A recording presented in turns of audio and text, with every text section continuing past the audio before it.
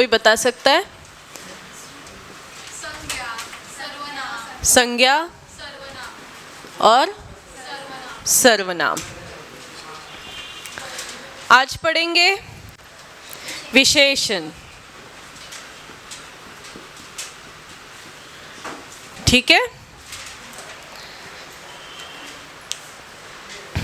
कोई बच्चे जो पिछले लेक्चर में नहीं थे? 1 2 3 4 5। ठीक है, आपका नाम क्या है बेटा? सुनीति। आपका? श्रुति। ऋषभ, प्रज्वल, अक्षरा। आपका बेटा? जानवी। ठीक है, okay. So new students, let me introduce myself. My name is Ashwini and I'll teach you Hindi, Marathi plus SST subjects. Okay. So we have started recently from the last lecture Hindi व्याकरण, और अभी हमने कुछ ज़्यादा syllabus cover नहीं किया है। Last lecture में हमने सिर्फ संज्ञा पढ़े थे, संज्ञा और सर्वनाम 2 ही टॉपिक्स किए हैं। ये मेरा सेकेंड ही लेक्चर है और आज हम पढ़ेंगे विशेषण। ओके, ठीक है। जो भी आपको नोट्स चाहिए या फिर आपको संज्ञा या जो भी हमने अभी तक पढ़ा है, सर्वनाम और संज्ञा, ये जो 2 टॉपिक्स हैं, वो मैं आपको एक्स्ट्रा टाइम देकर रिवाइज करा दूंगी। ठीक है, with in a short time. Even you have a lectures, recorded lectures, आप वहाँ से भी करा सकते हो। कोई भी डाउट है उसके लिए तो आप मेरे पास आ सकते हो। मैं रहती हूँ सुबह 9 बजे से लेकर शाम के 4 बजे के बाद। Any time you can call me or you can visit me, so we can clear the doubts whatever if you have. ठीक है, चलो विशेषण की स्टार्ट करें फिर। ठीक है, पिछले लेक्चर का कुछ याद आ रहा है? हाँ, कि भूल गए बच्चे? है, याद है कुछ? ठीक है, क्या होता है बेटा विशेषण? Sorry, my mistake. संज्ञा?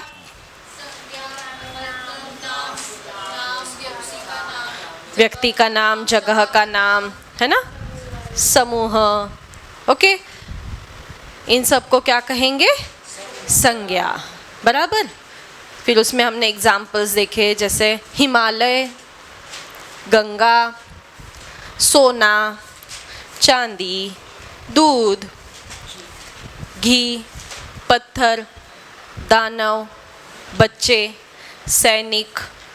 अब ये सब अलग अलग टाइप्स में आते हैं। सैनिक का एक अलग टाइप है, हिमालय किसी और टाइप में आता है ना? नदी, फिर नदी या फिर गंगा। गंगा बोलो तो अलग संज्ञा है और नदी बोलो तो अलग संज्ञा है। जातिवाचक, व्यक्तिवाचक। पर्टिकुलर चीज़ की बात करें तो व्यक्तिवाचक। समूह की बात करें, समूह यानी पूरे जाति का बोध कराने वाले जातिवाचक। समूह यानी क्या? जैसे बच्चे, बच्चे तो बहुत सारे होते हैं। एक रहेगा तो बच्चा, फिर उसका नाम होगा रोहन, सोहन, चिंटू, मिंटू, जो भी है ना? या तो फिर बहुत सारे हैं तो बच्चे, फिर वो क्या हुआ? दल हुआ, समूह हुआ। ठीक है, ऐसी संज्ञा को कहेंगे समूहवाचक संज्ञा। दल या फिर समूह, इकट्ठा रहता है जो, जैसे फूलों का गुच्छा, ढेर सारे बच्चे, सैनिकों का दल, है ना? इसमें क्या होता है? बहुत सारे इकट्ठा होते हैं, तो उसके लिए हमने क्या किया? उसे कहा जाता है समूहवाचक। क्या कहेंगे उसको? समूहवाचक। ठीक है, फिर हमने पढ़ा सर्वनाम। सर्वनाम यानी नाम के बदले में जो शब्द इस्तेमाल किए जा रहे हैं उनको सर्वनाम कहा जाता है। जैसे ये, वह, इसने, उसने, तुमने, मैंने, है ना?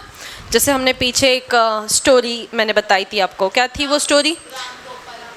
हाँ, राम गोपाल कानपुर में रहता है, राम गोपाल खेती करता है, राम गोपाल की बड़ी अच्छी फसल हो गई इस साल, राम गोपाल बड़ा मेहनती है। अब बार बार राम गोपाल इस नाम का उच्चारण न करते हुए हम क्या कह सकते हैं? राम गोपाल कानपुर में रहता है, वह खेती करता है, उसने मेहनत की।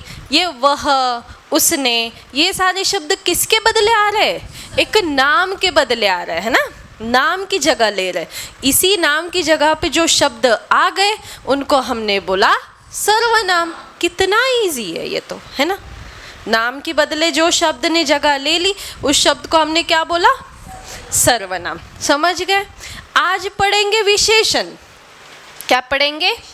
विशेषण। नाम में ही है बेटा, विशेष बात बताने वाले शब्द है ना, नाम में ही है विशेष। विशेष मतलब कुछ खासियत, अच्छा भला बुरा, है ना, ऊंचा लंगड़ा लूला पतला दुबला मोटा, ठीक है। ऊंची इमारत, छोटी इमारत, बड़ी इमारत, लुकड़ी, कुछ भी हाँ, ठीक है। तो इस तरीके से क्या हुआ, उस बारे में यानी उस इमारत या फिर उस चीज़ के बारे में, फिर वो व्यक्ति हो, वस्तु हो, स्थान हो, कुछ भी हो सकता है, उस बारे में कोई विशेष बात बताई जा रही है, कुछ तो विशेषता बता रहे भाई। अगर मैं बताऊं कि चिंटू अच्छा लड़का है, तो चिंटू के लिए खास बात क्या बताई जा रही है, अच्छा। अगर कोई आपकी तारीफ करे, हाँ बहुत अच्छा है, बहुत बहुत बढ़िया काम करते हो तुम, बहुत बढ़िया, हाँ, तो वो क्या हो गया आपके लिए, वो आपकी एक विशेष बात हो गई, खास बात हो गई। एक होती ना आम बात, खास बात। जब खास बात बताई जाती है तो एवरीबडी लाइक मेरे बारे में कुछ स्पेशल बताया जा रहा है, हम हैप्पी हो जाते हैं, खुश हो जाते हैं। तुम बहुत काम करने में बहुत तेज़ हो, तुम पढ़ने में बड़ी होशियार हो, हाँ, तो कोई बहुत तेज़ दौड़ता है, कोई खेल में तेज़ होता है ना, तो वो उसके बारे में एक खास बात होती है। और उस खास बात को मानो वो विशेषण। अब हमेशा विशेषण अच्छी बातों के लिए होता है क्या, ये जगह बड़ी गंदी है, हो सकता है, वह भी विशेषण है ना, वह भी एक विशेषण है। यह फूल मुरझाया हुआ है, यह भी एक विशेषण है। इसकी सुगंध अच्छी नहीं है, यह भी एक विशेषण है। हमेशा विशेषण अच्छी बातों को दर्शाए ये ज़रूरी नहीं है, लेकिन ज़रूरी क्या है, वो विशेष बात बता रहा है, वो कुछ खास बातें बता रहा है उस वस्तु, स्थान या किसी चीज़ के बारे में, उसे कहेंगे विशेषण। चलो डेफिनेशन दूँ, लिखोगे, लिख के दूँ, लिखो। जो शब्द, लिखो, जो शब्द संज्ञा या सर्वनाम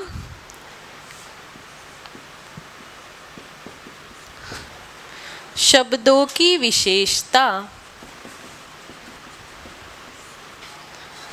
अर्थात उनके गुण, दोष, रूप, आकार, संख्या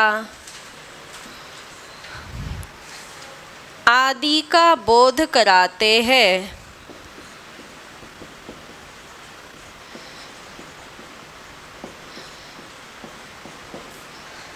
उन्हें विशेषण कहते हैं।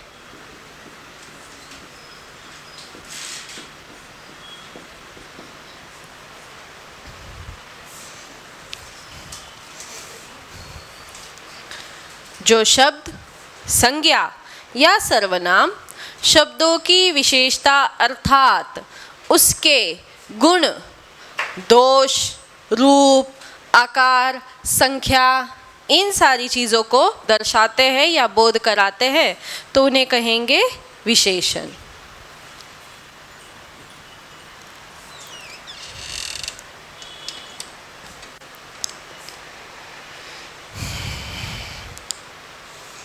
उदाहरण लिखे।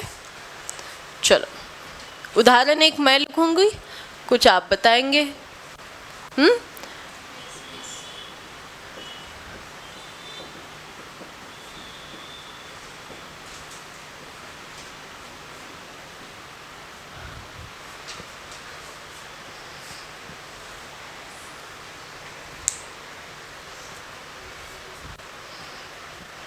लिखा, लिखो, उदाहरण लिखो। हाँ,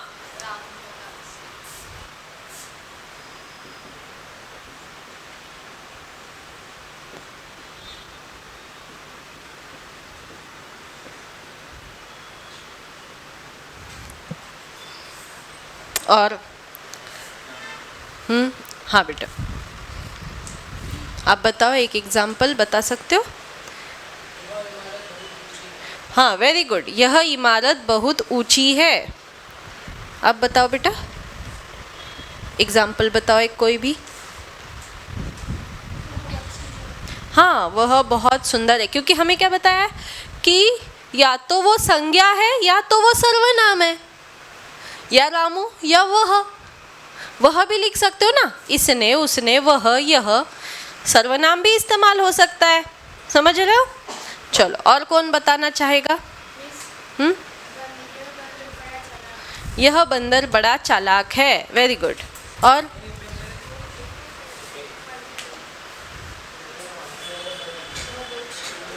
वह बहुत शातिर है। Very good.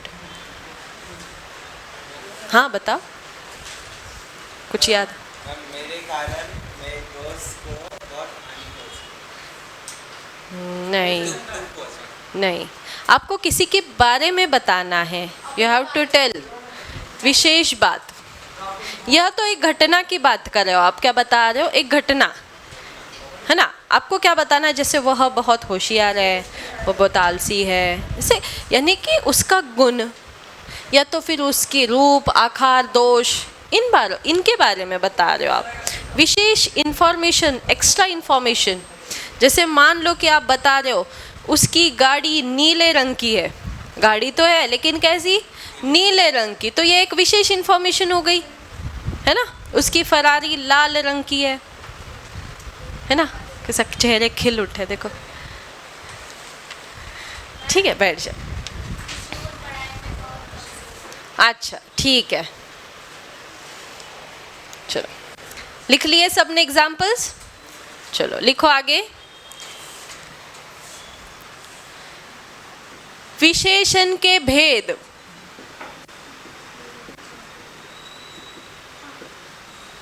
विशेषण के भेद, भेद यानी प्रकार, टाइप्स। ठीक है, विशेषण के भेद क्या होता है? विशेषण के 4 भेद है। कितने?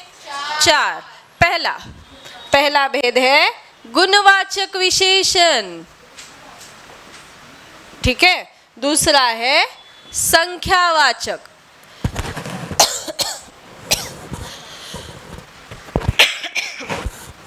सॉरी, संख्यावाचक विशेषण। तीसरा है परिमाण। ये लिखते वक्त ध्यान रखना थोड़ा, परिणाम नहीं होता है। परिणाम का मतलब अलग है, परिमाण का मतलब अलग है। परिमाणवाचक विशेषण। और लास्ट है, द फोर्थ वन इज सार्वनामिक विशेषण। 4 भेद है। भेद यानी प्रकार, टाइप्स। विशेषण के 4 भेद। ठीक है। विशेषण के 4 भेद में पहला है गुणवाचक, संख्यावाचक, परिमाणवाचक और वेरी गुड, सार्वनामिक विशेषण।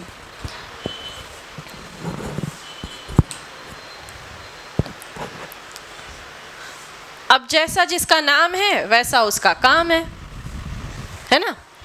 जो जिसका नाम है गुणवाचक वो गुणों को दर्शाता है। जिसका नाम है संख्यावाचक वो संख्याओं को दर्शाता है। जिसका नाम है परिमाण, परिमाण का मतलब होता है नापना, तौलना, है ना। तो वो परिमाण दर्शाता है। In short we can say units. ठीक है, किलोमीटर, लीटर। हाँ, परिणाम क्या होता है बेटा?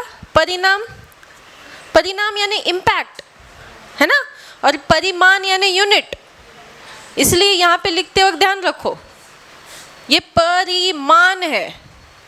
परिमाण का मतलब यूनिट्स, जैसे मेजर करता है किलो में, लीटर में, मीटर में, है ना। Centimetre, kilometre, litre, 2 litre, 4 litre, 4 metre का कपड़ा, 5 मीटर, ये जो होता है ये परिमाण है। गिनने के लिए इस्तेमाल होता है, नापना, तौलना जिसको हम कहते हैं। ठीक है। और परिणाम लिखेंगे तो क्या हुआ भाई? परिमाण। जैसे पढ़ोगे तो आगे बढ़ोगे, नहीं पढ़ोगे तो उसका परिणाम क्या होगा? फेल हो जाओगे या फिर कम मार्क्स आएंगे। ये उसका परिणाम, ये उसका इम्पैक्ट होता है। तो दोनों में फ़र्क है ना। तो ये शब्द ध्यान से लिखना, परिमाण है वो। और लास्ट वाला क्या है? सार्वनामिक। जो सर्वनाम, सार्वनामिक यानी सर्वनाम। जैसे कि यह वह तुम्हारे हमारे इन शब्दों के। चलो एक एक करें शुरू। लिखना है किसी को? हाँ, परिमाण का बताती हूँ। परिमाण जिसमें गिनना, नापते हैं ना किसी चीज़ को, नापते हैं तोलते हैं। जैसे स्केल है आपके पास, मान लो, तो स्केल आप रख रहे हो और गिन रहे हो भाई। जैसे मान लो ये स्केल है 10 सेंटीमीटर, तो ये जो 10 सेंटीमीटर ये क्या है? हाँ हाँ हाँ, ये परिमाण यानी ये गिनना है ना, इसी को जो आप गिन रहे हो। अब इसमें भी देखो, निश्चित होता है कुछ संख्या और कुछ संख्या अनिश्चित होती है। अनिश्चित यानी जैसे आप कहते हो कि थोड़ा पानी, जब आप कहोगे 1 लीटर ऑफ वाटर यानी कि 1 लीटर पानी, और जब आप कहोगे थोड़ा पानी, तो दोनों में डिफरेंस है। थोड़ा पानी आप गिन नहीं रहे हो कि ये क्वांटिटी कितनी है, ठीक है। तो जो नहीं गिन रहे हो वो अनिश्चित, क्योंकि आपको उसका निश्चित अमाउंट कितना है वो उसका मापन आपने नहीं किया है, अनिश्चित। जब आप गिन रहे हो 1 लीटर 2 लीटर 10 लीटर, है ना, तो वो क्या होता है बेटा? निश्चित। निश्चित जहाँ पे आपको उस अमाउंट के बारे में, वो कितना है क्वांटिटी कितनी है, उसका मापन कितना है, वो आपको पता है, तो वो निश्चित हो गया, ठीक है। जैसे थोड़े चावल या 2 किलो चावल, दोनों में अंतर हो गया। मैंने थोड़े चावल खाए, अगर मैं ऐसा बता दूं, तो थोड़े चावल नहीं पता, लेकिन थोड़े कुछ तो गिना है भाई, थोड़े, ये भी एक यूनिट है गिनने का, क्योंकि बोली भाषा में थोड़ा नाम की चीज़ गिनी जाती है ना।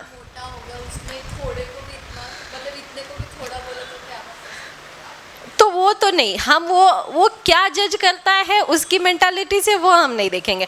हम सिर्फ, हमारे लिए शब्दों का काम है। हमारे पास क्या है शब्द? थोड़ा, तो थोड़ा ही है। फिर वो थोड़ा के नाम पे 2 थाली खाए या 4 थाली, हमें उससे कोई लेना देना नहीं, क्योंकि हमारे पास शब्द क्या है? थोड़ा, बस, है ना। हाँ, ऐसा है। चलो अगर मान लो कि मैंने पिताजी से थोड़े पैसे मांग लिए, तो नहीं पता, हमें नहीं पता ना, थोड़े 10 रुपए है कि 500 रुपए कि 1000 रुपए, थोड़े पैसे। अब किसी किसी के लिए 5-10 हज़ार रुपए भी आम बात है, थोड़े पैसे लगते होंगे किसी को, या किसी को 10-20 रुपए की ज़रूरत होगी तो थोड़े पैसे मांग लिए। तो यहाँ पे इनको हम कहेंगे अनिश्चित। और जब आपको पता है 10 रुपये 500 रुपये 20 रुपये 1000 रुपये 100 रुपये, ये वैल्यू आपको पता है, ये कीमत आपको पता है, तो वो निश्चित हो गया, ठीक है।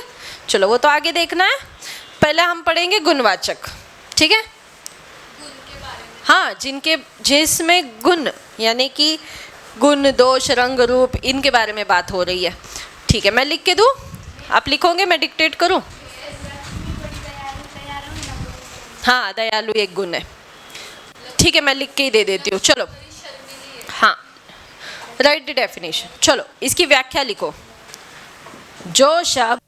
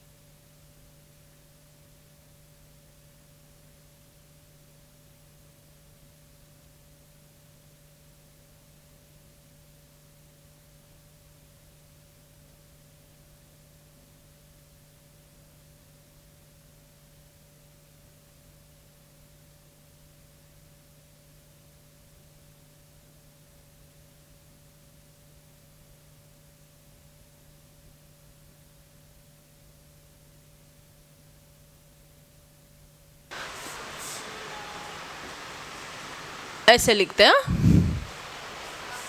गलती ना करो।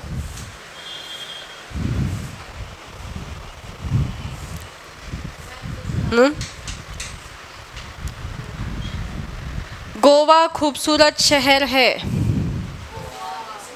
गोवा नहीं पता? गोवा जैसे हमने देखा नाम का चैप्टर है आपको इस साल, सुंदर है, खूबसूरत है या सुंदर है, ऐसा लिखो। हाँ,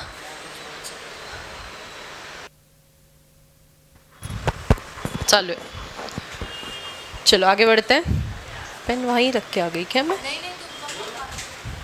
नहीं, ये वहीं रख के आ गई शायद। नहीं ठीक है, डायरी में रख दिया है मैंने, लेती बाद में लेके आती। आगे देखो बेटा, यहाँ आपको पता चलेगा गुणवाचक। गुणवाचक क्या होता है? जिसमें गुण की बात हो रही है, गुण, दोष, रूप, रंग, इन सब की बात हो रही है, ठीक है। फिर वो दयालु है, मूर्ख है, या फिर आलसी है, ऊंचा है, दुबला है, गोरा है, काला है, ये सारी चीज़ें किस में आएगी? गुणवाचक, क्योंकि विशेष बात है और गुण दर्शा रहे हैं, तो क्या बनेगा? गुणवाचक विशेषण। समझ गए? इजी है। दूसरा आता है संख्यावाचक। लिखिए इसमें, संख्यावाचक विशेषण जो शब्द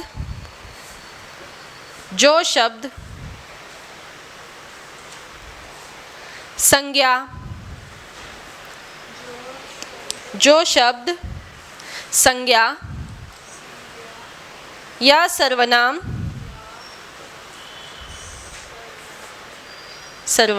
की संख्या का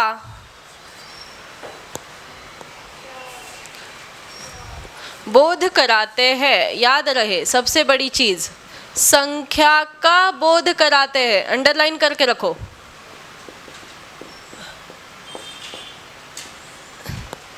संख्या का बोध कराते हैं। किस चीज का बोध कराते हैं? संख्या। 1, 2, 10, 15, 20, कुछ भी संख्या हो सकती है।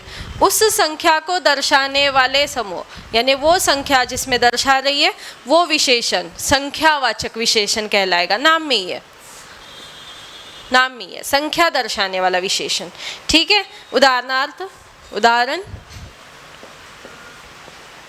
उदाहरण क्या हो सकता है?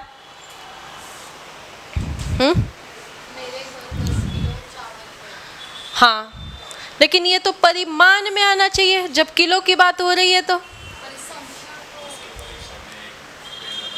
हाँ, उसका परीक्षा में पहला नंबर आया।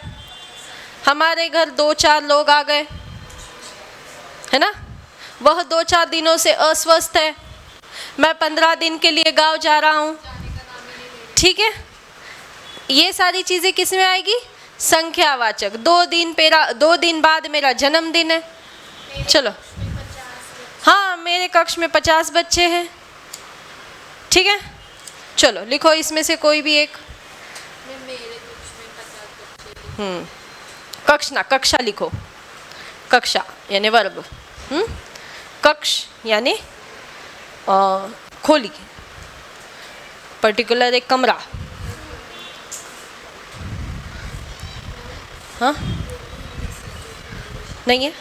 अच्छा ठीक है, तो आप रिवाइज कर रहे हो कुछ? मराठी है क्या आपका? सिर्फ, और मराठी भी नहीं है? ठीक है। हाँ, काय होतं त्याला?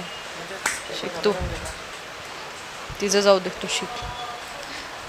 हाँ, मन की भावनाएं लिख रहा है, जाने को मिले ना मिले लिख दो।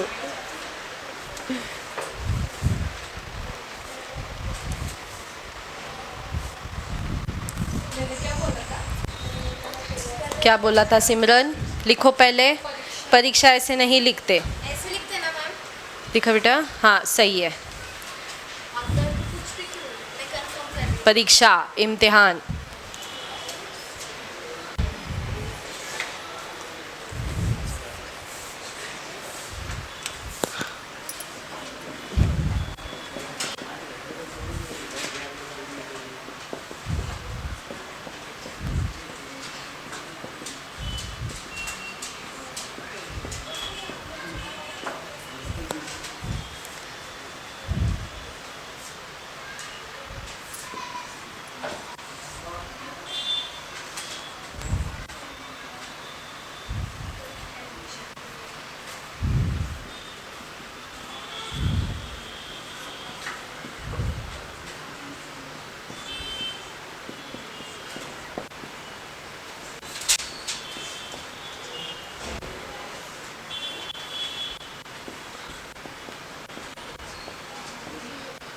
कुछ यह भी आता है संख्यावाचक में, ठीक है, निश्चित नहीं है लेकिन आता है।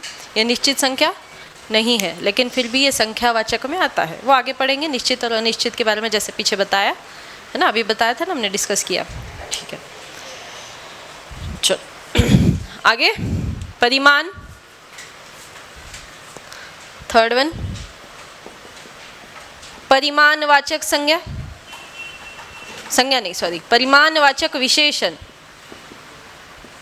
संज्ञा दिमाग में बैठ गया, परिमाणवाचक विशेषण,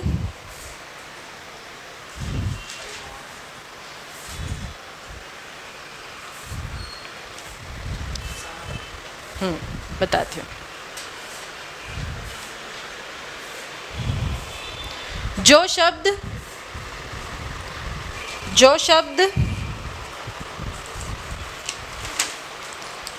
शब्द लिखा संज्ञा या सर्वनाम, संज्ञा या सर्वनाम, संज्ञा या सर्वनाम की मात्रा का बोध कराते हैं। मात्रा यानी नापना, तौलना, मात्रा, क्वांटिटी लिखो वहाँ ब्रैकेट में, क्वांटिटी, मात्रा का बोध कराते हैं। मात्रा के आगे लिखो क्वांटिटी, इंग्लिश में लिखो QUANTITY, क्वांटिटी। जिसको नहीं आता उसके लिए है बेटा, क्वांटिटी का है ना। जो शब्द मात्रा क्वांटिटी का बोध कराते हैं उन्हें परिमाणवाचक विशेषण कहते हैं। परिमाण, उन्हें परिमाणवाचक विशेषण कहते हैं। उन्हें में जब है ना तो न से हो को जोड़ना है। हाँ, कोई बात नहीं, कहते हैं। अच्छा लिखो थोड़ा। चलो उदाहरण कोई बताएगा?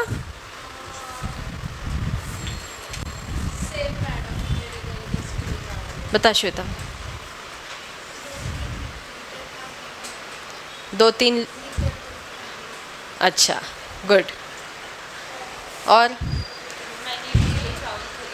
हाँ, और 1 किलो सेब खा लिए। हाँ हाँ गुड। और मैं गांव से 2 किलो घी भर के लाई।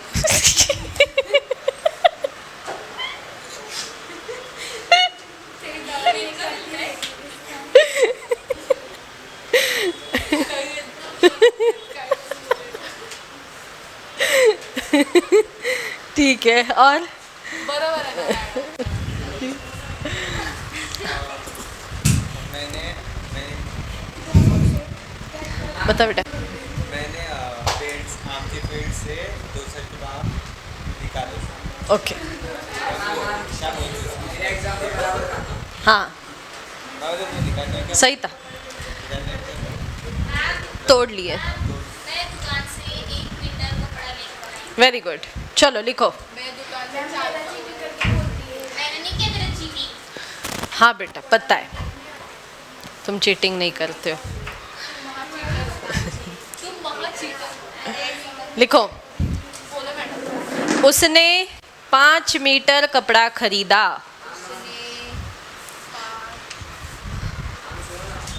सुनाओ ना। यहाँ पे देखो, यहाँ पे संख्या 10, 5, 2, 3 ये संख्या नज़र आती है। इसमें मीटर, किलोमीटर है ना, लीटर, ये यूनिट्स की बात हो रही है। यहाँ पे कोई यूनिट नहीं है, सिर्फ संख्या है। फर्क है ना दोनों में। चलो लिखो। उसने क्या बताया मैंने? उसने 5 मीटर कपड़ा खरीदा। दूसरा वाक्य लिखो।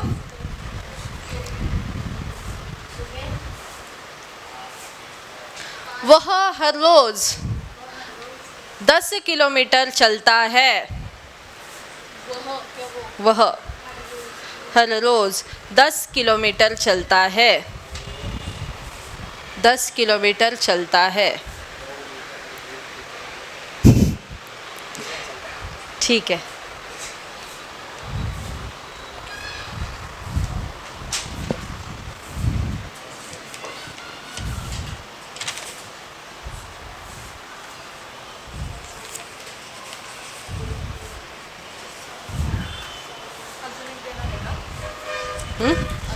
हाँ, नहीं, बस आपको लिखना है। और एक आप कुछ बता, कोई बताएगा?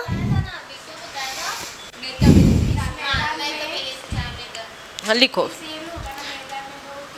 सब लोग अपना अपना एक सेंटेंस बनाकर लिखो। चलो लिखो। सब लोग अपना अपना एक सेंटेंस, अपना खुद का एक सेंटेंस बनाकर लिखो नोटबुक में।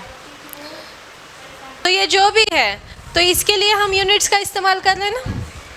सेंटीमीटर हो गया, जैसे हमने लिखा कि 5 मीटर कपड़ा खरीदा, 10 किलोमीटर चल रहा है, 2 लीटर दूध खरीदा। ठीक है, तो ये क्या है, एक यूनिट में गिना जा रहा है। तो परिमाण में आपको क्या है, मात्रा बतानी पड़ेगी। क्या बतानी होगी? मात्रा। और संख्या में सिर्फ संख्या है। 10 लोग, 4 है, 5 है, 5 दिन की छुट्टी, 10 लोग आ गए, वहाँ पे मात्रा नहीं है, सिर्फ संख्या नज़र आएगी। तो ये डिफरेंस है दोनों में। ठीक है, चलो अब लास्ट वाला है 4th वन। लिखो सार्वनामिक विशेषण।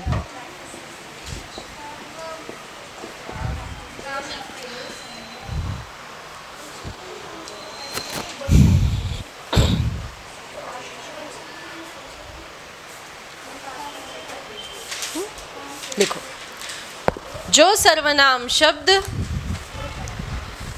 जो सर्वनाम शब्द वाक्य में विशेषण का कार्य करते हैं।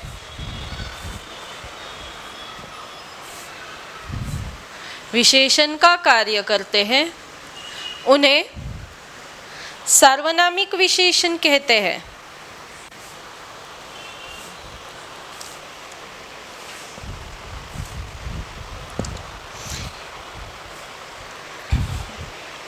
उन्हें सार्वनामिक विशेषण कहते हैं। अब यहाँ पर सर्वनाम ही विशेषण बन गया है। सर्वनाम क्या होता है बेटा? यह, वह, उसने, इसने, तुम्हारा, इसका, उसका, ये सारे सर्वनाम होते हैं। यहाँ पर सार्वनामिक विशेषण में सर्वनाम यह शब्द ही विशेषण का काम करता है। यहाँ पे लंबा, चौड़ा, गोरा, काला, ऊंचा, बुटका, ये सारे शब्दों की जगह नहीं है। यह, वह, उसका, तुम्हारा, ये ही शब्द विशेषण का काम करेंगे। ठीक है, इसलिए इसका नाम है सार्वनामिक विशेषण। अब इसके वाक्य कैसे होते हैं देखो। हाँ, तो इसमें तो चालाक शब्द हो गया। लिखो यह होटल, यह होटल, यह होटल हमने पहले ही बुक कर लिया है।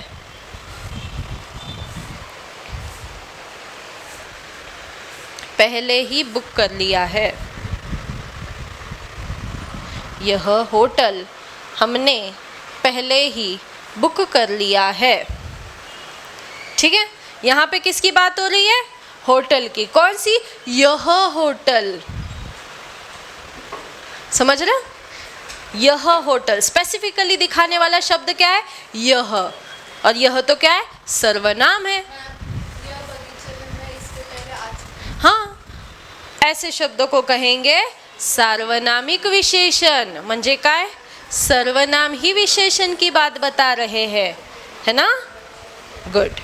और कोई वाक्य बताएगा?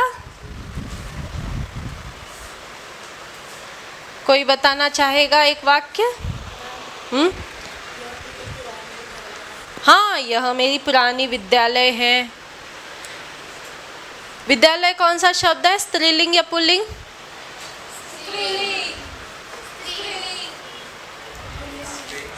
विद्यालय शब्द का कौन सा है? स्त्रीलिंग है।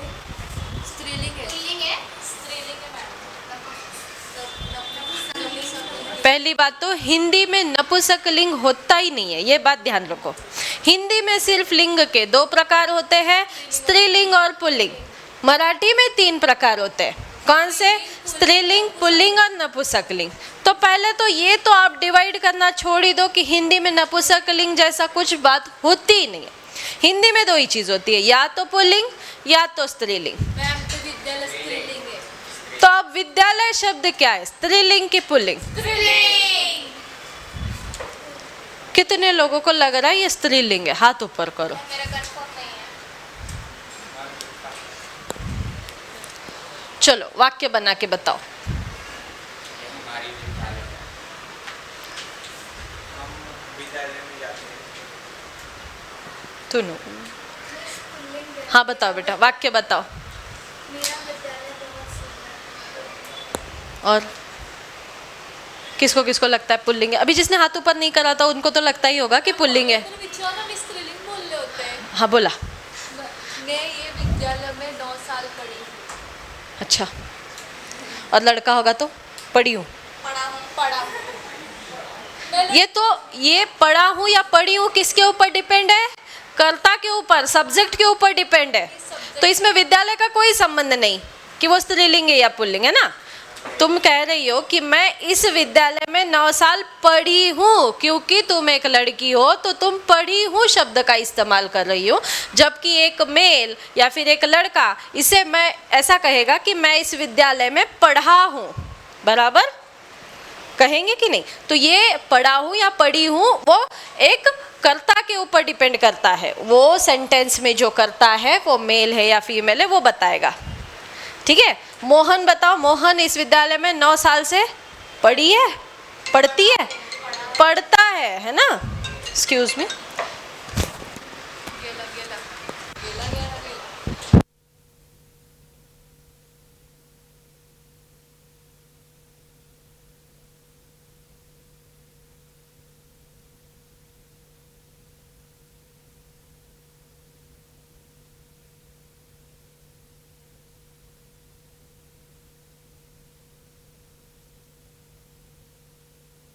विद्यालय ये शब्द पुल्लिंग है। यह मेरा विद्यालय है, मैं इस विद्यालय की पाठशाला में कई सालों से पढ़ रहा हूँ या पढ़ रही हूँ, है ना? मैं कक्षा 10वीं में पढ़ती हूँ, मेरा विद्यालय मुझे बड़ा प्रिय है। लिखता है ना निबंध, मेरी पाठशाला वगैरह, बचपन में लिखा होगा। वही तो बता रही हूँ कि पुल्लिंग है। पुल्लिंग है क्या? वैसे ही जैसे अभी आपने सुना। हाँ, वाक्य में बताओ। देखो, यह मेरा विद्यालय है। मैम पूनम क्या बोल रही है? लड़का होगा तब भी वो क्या कहेगा? यह मेरा विद्यालय है। लड़की होगी तब भी क्या कहेगी? यह मेरा विद्यालय है। आ की मात्रा हमेशा पुल्लिंग दर्शाती है, ई की मात्रा हमेशा स्त्रीलिंग दर्शाती है, बराबर? आ की मात्रा क्या दर्शाती है? पुल्लिंग दर्शाती है। ई की मात्रा क्या दर्शाती है? स्त्रीलिंग। पढ़ता हूँ आ, पढ़ती हूँ ई की मात्रा है। ई की मात्रा क्या दर्शाएगी? स्त्रीलिंग शब्दों का उच्चारण दर्शाएगी। आ की मात्रा क्या दर्शाएगी? पुल्लिंग शब्दों का उच्चारण दर्शाएगी। तो अगर लड़की भी निबंध मानो, ये लड़की भी सेंटेंस लिख रही है, तो वो क्या लिखेगी? यह मेरा विद्यालय है। मेरा विद्यालय कि मेरी विद्यालय? मेरा विद्यालय। मैं ये विद्यालय में 5 साल पढ़ी हूँ। बेटा, तुम इसमें अपने आप को इंक्लूड कर रहे हो। जब तुम अपने आप को इंक्लूड कर रहे हो, लड़की हाँ, ये विद्यालय में 5 साल तक पढ़ी है। फिर भी आपने किसकी बात करी? लड़की की बात करी। जब तक आप किसी फीमेल को इंक्लूड करेंगे, आपका सेंटेंस आपको स्त्रीलिंग ही लगेगा। हाँ, पाठशाला स्त्रीलिंग। इसमें तो पाठशाला मेरी पाठशाला, ई की मात्रा। तुम शाला का शब्द का ये मत निकालो, उससे पहले सहायक क्रिया क्या आती है वो देखो। डिपेंड किस पे करता है? सहायक क्रिया। पढ़ाएंगे अभी आपको, सहायक क्रिया पढ़ाना है अभी आपको, और है ना? सहायक क्रिया हेल्पिंग वर्ब, इंग्लिश में क्या होता है? Helping verb. हेल्पिंग वर्ब से आपको पता लगता है कि क्या है वो, स्त्रीलिंग या पुल्लिंग। तो एक बात तो कंफर्म याद रखो कि दो ही लिंग है हिंदी में, नपुंसक लिंग तो है ही नहीं, तो वो तो गलती से भी नहीं लिखना है, ठीक है। चलो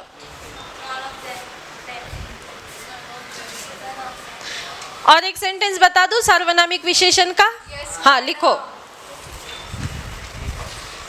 यह हमारी गाड़ी, यह हमारी गाड़ी बार बार खराब हो रही है।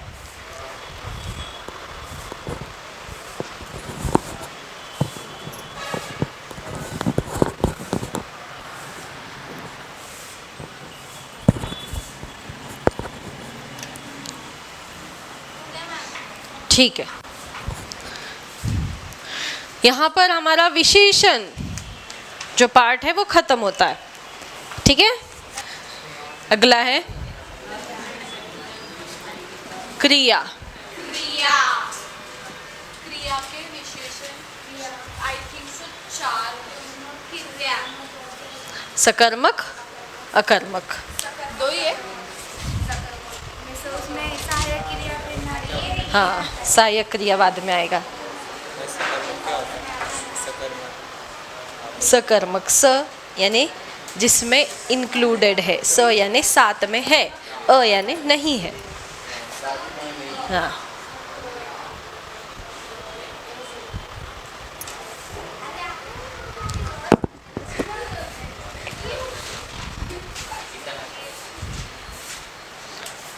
देखो, क्रिया क्रिया, जिस शब्द से,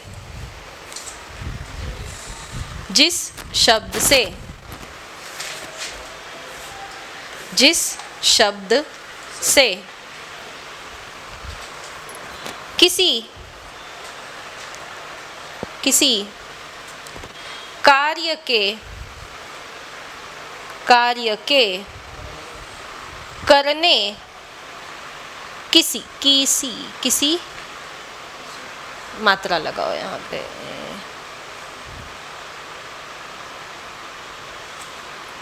कार्य ऐसे लिखते हैं, हाँ ना, य कार्य के करने या होने का बोध होता है, होने का कार्य गलत हो गया है, कार्य सही लिखो। कार्य ऐसे लिखते हैं बेटा, बहुत सारे बच्चों ने गलत लिखा है, ध्यान दो। कार्य,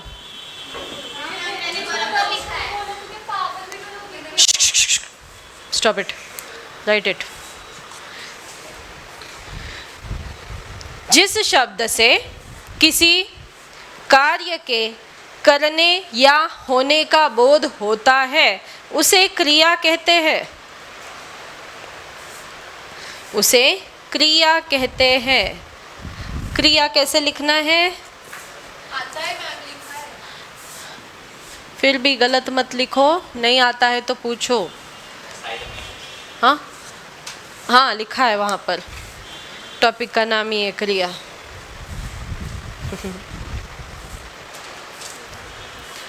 लिखो, क्रिया के भेद, क्रिया के सिर्फ 2 ही भेद है।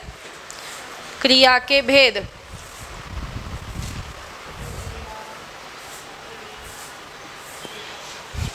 क्रिया के भेद है पहला अकर्मक, दूसरा सकर्मक। अकर्मक, सकर्मक, अकर्मक, सकर्मक, दोनों में क्या अंतर है देखो।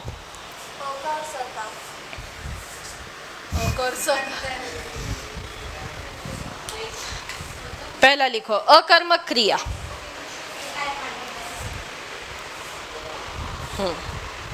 जिस क्रिया का प्रभाव, जिस क्रिया का प्रभाव, जिस क्रिया का प्रभाव,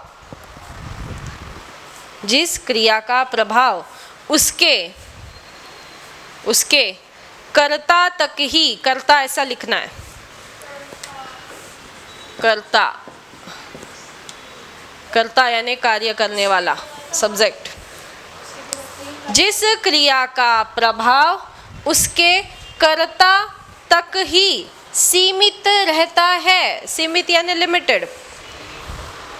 इसमें देखिए अकर्मक क्रिया, यहाँ पर बात ऐसी होती है कि ये जो क्रिया है, फिर वो क्रिया कुछ भी हो, बोलना, चलना, लिखना, पढ़ना, कई तरह की क्रियाएं होती है, लेकिन ये क्रिया का प्रभाव है जो है वो कर्ता के लिए ही है, वो किसी और के ऊपर, इसे कहेंगे अकर्मक। क्या कहेंगे? अकर्मक। जैसे रक्षा पढ़ रही तो रक्षा ही पढ़ रही है, रक्षा पढ़ेगी तो दुनिया का भला नहीं होगा, सिर्फ रक्षा का ही होगा, ठीक है। तो ये क्या है? अकर्मक क्रिया, रक्षा अपने आप के लिए कर रही है बस, ठीक है। तो ऐसी क्रियाओं को अकर्मक क्रिया कहेंगे। क्या कहेंगे? अकर्मक, क्योंकि उसका प्रभाव सिर्फ किसके लिए है? कर्ता के लिए है। कर्ता कौन? जो काम करता है, कर्ता, करने वाला, कार्य को करने वाला, कर्ता है ना, सब्जेक्ट, जिसके नाम से ये सब चल रहा है। कर्ता कौन? जो कर रहा है। राधा चल रही है तो राधा करता है, राधा लड़ रही है तो राधा करता है। शिवाजी महाराज लड़ रहे हैं, लड़ाई कर रहे हैं, तो यहाँ शिवाजी महाराज करता है ना। तो कर्ता कौन? जो कार्य को निभाता है उसे कर्ता कहेंगे, ठीक है। तो यहाँ अकर्मक में क्या है कि जो करता है उसके तक सीमित ही कार्य का प्रभाव है। वो कार्य कोई भी हो सकता है, चलना, लड़ना, बोलना, लड़ाई करना, XYZ, whatever it is, लेकिन उसका प्रभाव कहाँ तक है? कर्ता तक सीमित है। ऐसे को कहेंगे अकर्मक क्रिया। क्या कहेंगे? अकर्मक क्रिया। क्योंकि 3 शब्द होते हैं ना कोई भी सेंटेंस में, कर्ता, कर्म और क्रियापद, सब्जेक्ट, वर्ब एंड ऑब्जेक्ट, ठीक है। तो यहाँ पर हमारी क्रिया कैसी है? अकर्मक। जैसे एग्जाम्पल में लिखो,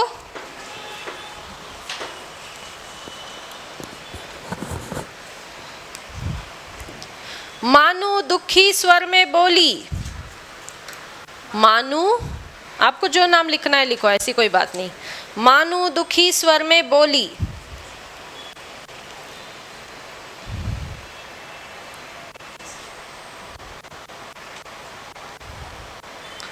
दूसरा वाक्य लिखो, सिरचन का मुंह लाल हो गया। सिरचन का मुंह लाल हो गया। अब सिरचन की जगह आप और भी कुछ अलग नाम लिखना है तो लिखो, राजू लिखो, पिंकू लिखो, जो लिखना है लिखो, जो आसान आपको लगता है, ऐसा ज़रूरी नहीं है। हमेशा मैं आपको बताती रहती हूँ बच्चों को कि आसान नाम लिखो। कई बार बहुत बच्चे ऐसे होते हैं जो बड़े बड़े नाम लिखने के चक्कर में व्याकरण की गलतियाँ कर देते हैं, है ना। यानी कि अगर आप ऐसे कुछ द्वारकादास नाम लिखना है, मानो आपको द्वारकादास, तो बच्चे लोग को द्वारकादास ही नहीं लिखना आता है, फिर वहीं पे गलती हो जाती है। फिर टीचर क्या करेंगे? भाई ग्रामेटिकल एरर है, मार्क काट दो। फिर भाई द्वारकादास क्यों लिखना है? राजू लिखो। करता तो करता है ना, श्याम लिखो, राम लिखो। हाँ, जब लिखने के काबिल हो जाओ ना, मैं ये नहीं कहूँगी कि आसान आसान रास्ते से ही चलना है हमेशा, लेकिन जब आपको कॉन्फिडेंस नहीं है, आपको लग रहा है कि मैं आसान नाम लिखूंगा लेकिन मुश्किल नाम लिखने में मेरे से गलती हो सकती है, तो सामने वाले को, ये कब की बात बता रही हूँ, जो बोर्ड्स के लिए पेपर लिखते हैं तो कई बार ऐसा होता है कि हड़बड़ी में हम गलती कर देते हैं, है ना। हाँ, ये बात ज़रूरी है कि हमें लिखना आना चाहिए, भले वो द्वारकादास हो या घनश्याम दास हो, जो भी नाम हो, हमें लिखना आना चाहिए, है ना। लेकिन जब आपको एग्ज़ाम में बैठे हो और लिखना समझ में नहीं आ रहा है तो आसान नाम लिखो। ऐसे मुश्किल नामों को ना चुनो जिसके कारण आपके मार्क्स कट सकते हैं, है ना। राम लिखो, राजू लिखो, राधा लिखो, चिंटू लिखो, पिंकी लिखो, जिनको करता तो करता है भाई, पिंकू लिखो या कुछ और लिखो, मार्क्स तो उतने ही मिलने वाले हैं। फिर अपना खुद का भी नाम लिख सकते, कोई दिक्कत वाली बात नहीं। अमन, अजय, विजय, ऐसे आसान आसान नाम लिखो। हाँ बस, ठीक है। तो ऐसे आसान नाम जिसमें आपको सेंटेंस में आपकी कम गलतियाँ हो, ठीक है। चलो, जैसे अभी हमने क्या नाम लिखा, सिरचन।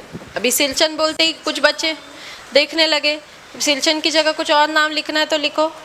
सिरचन का मुंह लाल हो गया।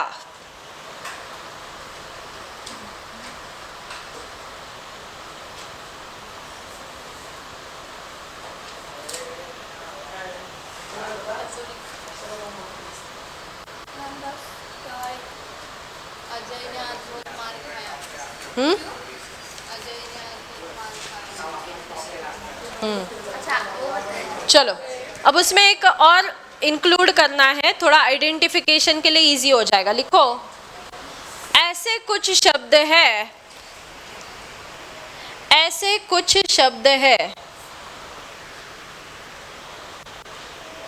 जो सदैव, जो सदैव, सदैव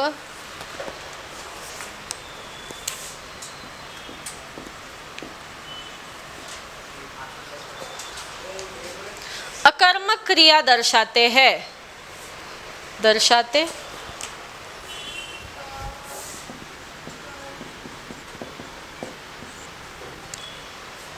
जो सदैव अकर्मक क्रिया दर्शाते हैं, वो शब्द कौन से है? देखो, कॉमा करते करते आगे लिखना है आपको। उठना, उठना, नीचे लिखो, यहाँ से लिखो, उठना, कॉमा बैठना, उठना, कॉमा बैठना, कॉमा सोना, कॉमा रोना,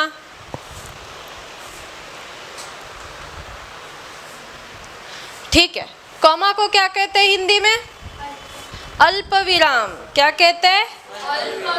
अल्प विराम। अब आपको ये भी प्रश्न आता है, चिन्ह पहचानो, है ना,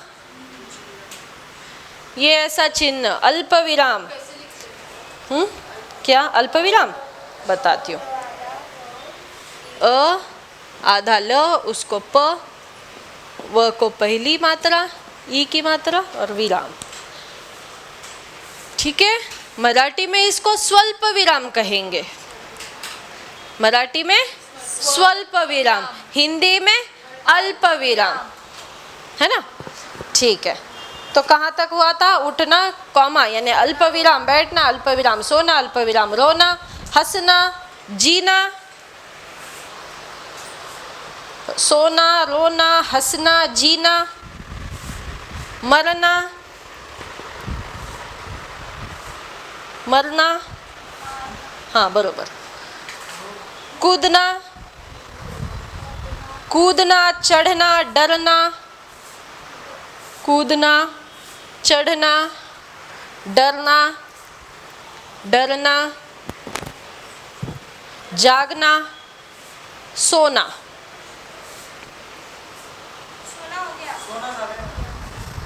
मत लिखो, फिर रिपीट लिखो। दूसरा सेंटेंस, दूसरा उदाहरण लिखो। गाय को अब तक चारा नहीं दिया, गाय को अब तक चारा नहीं दिया।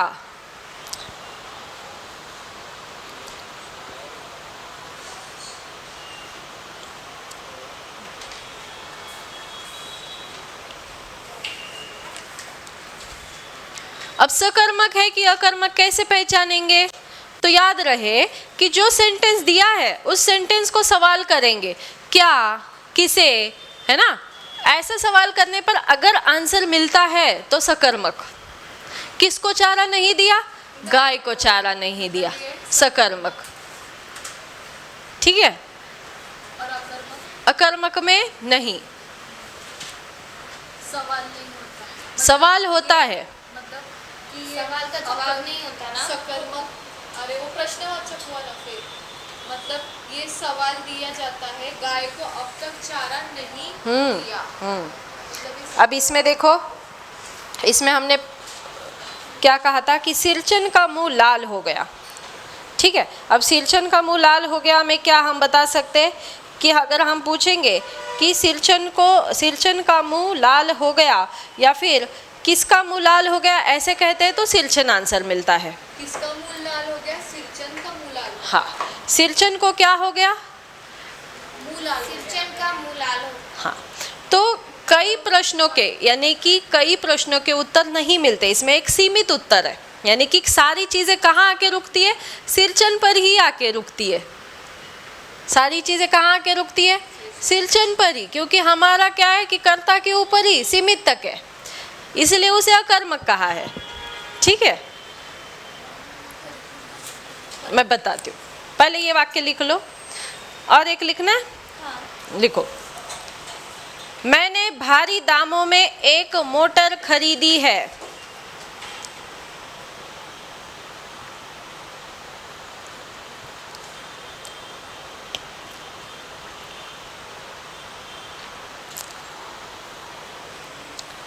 मैंने भारी दामों में एक मोटर खरीदी है। भारी दामों में क्या खरीदी है? मोटर खरीदी वो है। है सकर्मक। सकर्मक क्रिया, वेरी गुड। और ये हो गया अकर्मक क्रिया। हाँ। और हम क्या बोल सकते हैं? भारी दामों में क्या खरीदी है? मोटर खरीदी है। वो क्या सकर्मक है? समझ लो। समझ, इतना ही है, सेट। काफ़ी टाइम है अभी। चलो एक पत्र लेखन कर ले, हाँ मैडम, चलो। थक गए? कथा लेखन करते हैं ना मैम, ठीक है, कथा लेखन। मैडम नहीं मैम, एडवर्टाइजमेंट लेटर का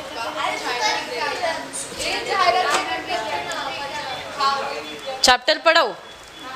नाही चालू झाले, 9वी संपत नाही इकडं, 9वी संपत. हाँ, किताब है, लाओ। नहीं, ये नहीं किताबें। मॅम 9वीच नाही संपले आतापर्यंत. सीबीएसई को पढ़ाती हो फिर? तुम्हारा अभी 9th का चल रहा है ना, सीबीएसई का लेते फिर चैप्टर 1 पिक्चर आहे का मॅडम? लो, दे दो। अभी पूरा चैप्टर तो नहीं होगा, जितना होगा उतना होगा, है ना? इससे फिर वो करें क्या कथा? हाँ करो। दूँ क्या कथा का सब्जेक्ट? हाँ, दो। मन से लिखो। आप बोलो सही। ठीक है, लिखो। इनको भी दे देना। कौन कौन है ऐसे? सीधा लिखे नहीं देना सबको। लेसन पढ़ रहे वो लोग, सब लोग अलग अलग कर रहे हैं अपना अपना। हम दोनों का हाँ ठीक है, फिर तुम तुम्हारे मन से लिखो। सीबीएसई है क्या किताब? दो फिर। किसका? हाँ, तेरा अलग रहेगा, उनका स्पर्श और संचयन है ना, बाकी लोगों का। हाँ दे, डायरेक्ट बड़े भाई साहब, बहुत बड़ा चैप्टर है, ख़त्म नहीं होगा आज। हाँ, पहला ही चैप्टर है, दोहा लेते, कोई बात नहीं, जो बोलो, मेरे को कोई दिक्कत नहीं, जो बोलो लेना है ले लेते, कोई बात नहीं है। आप लोगों का भी सीबीएसई है? आगे आ जाओ। क्या जरूरत है, बैठे ना, सुनना। हाँ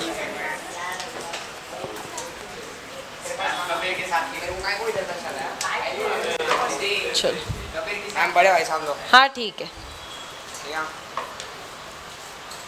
बड़े भाई साहब, हर किसी के घर में होता है ना कोई बड़ा भाई, है ना? वैसे तो यहाँ पे इस चैप्टर में यही दर्शाया है कि एक बड़ा भाई अपने छोटे भाई पर कैसी अपनी हुकूमत दिखाता है, उसे राह पे लाने की कोशिश करता है, अपनी चलाता है, अपनी मनमानी।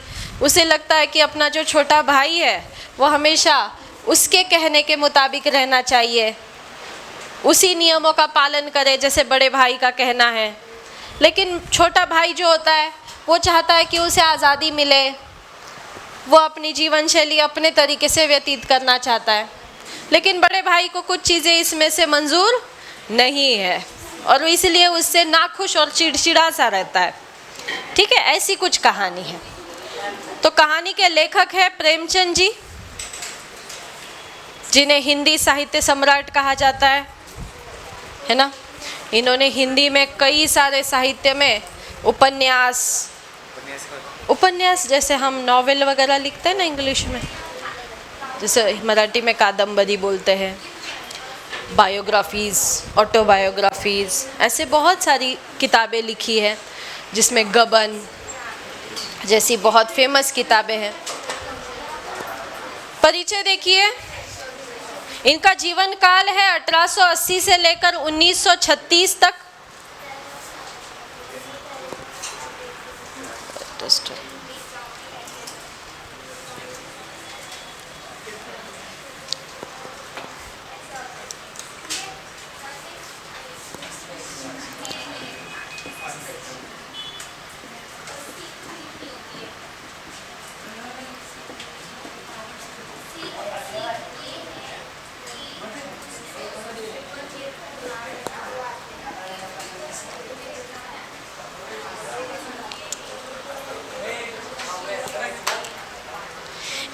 जुलाई 1880 को बनारस के करीब लमही गांव में जन्मे धनपत राय। धनपत राय कौन?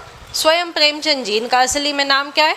धनपत राय ने उर्दू में नवाब राय और हिंदी में प्रेमचंद नाम से लेखन किया है। ठीक है।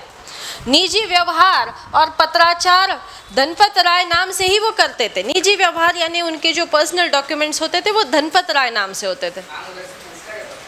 क्या? नहीं नहीं नहीं, ये तो ये है कि जो लेखक है उनके बारे में इंफॉर्मेशन है। अब हर चीज़ सिर्फ क्वेश्चन आएगा इसके लिए नहीं पढ़ना होता है। ये क्या है? एक नॉलेज है। ये बहुत बड़े लेखक है। अब हम कई बार जब प्रश्नों का उत्तर लिखते हैं तो उसमें शुरू में लिखते हैं ना कि यह पाठ इस लेखक का लिखा हुआ है ना। तो वो लेखक के बारे में थोड़ा तो पता होना चाहिए। ठीक है। तो देखिए आगे, उर्दू में प्रकाशित पहला कहानी संग्रह है सोजे वतन। अंग्रेज सरकार ने जब्त कर लिया। जब्त यानी अपने पास रख लिया। आजीविका के लिए, आजीविका यानी अपना जीवन चलाने के लिए, आजीविका के लिए वो स्कूल मास्टरी यानी स्कूल में एक टीचर का काम करते थे। इंस्पेक्टरी, मैनेजरी करने के अलावा हंस, माधुरी जैसी प्रमुख पत्रिकाओं का संपादन भी किया है। बातें नहीं करना है, शांत बैठो थोड़ा। कुछ समय बम्बई, जिसे आज के ज़माने में मुंबई कहा जाता है, कि फिल्म नगरी में भी बिताया, लेकिन वह उन्हें रास नहीं आई। यद्यपि उनकी कई कृतियों पर यादगार फिल्में भी बनी हैं। आम आदमी के दुख दर्द के बेजोड़ चितेरे प्रेमचंद को उनके जीवन काल कथा सम्राट, उपन्यास सम्राट कहा जाता है। उन्होंने हिंदी कथा लेखन की परिपाटी पूरी तरह से बदल दी थी। अपनी रचनाओं में उन्होंने उन लोगों को प्रमुख पात्र बनाकर साहित्य में जगह दे दी जिन्हें जीवन और जगत में केवल प्रताड़ना और लांछन ही मिले थे। प्रताड़ना यानी तुच्छ माना जाता था, जो हर किसी को जो कहते हैं ना, प्रताड़ना यानी एक प्रकार से जो कोई भी जिसे पास नहीं करता, सब लोग उसको दूर करते हैं, है ना, अछूत जैसे माने जाते थे पहले, ऐसे प्रताड़ित लोग। 8 अक्टूबर 1936 में उनका देहावसान हुआ। देहावसान यानी मृत्यु, निधन। प्रेमचंद ने जितनी भी कहानियाँ लिखी वे सब मानसरोवर शीर्षक से 8 खंडों में संकलित की है। खंड यानी भाग। ठीक है, 8 खंड है। उनके प्रमुख उपन्यास है गोदान, गबन, प्रेमाश्रम, सेवा सदन, निर्मला, कर्मभूमि, रंगभूमि, कायाकल्प, प्रतिज्ञा, मंगलसूत्र, जो कि अपूर्ण रह गई। इतनी सारी किताबें। चलो तो शुरू करें।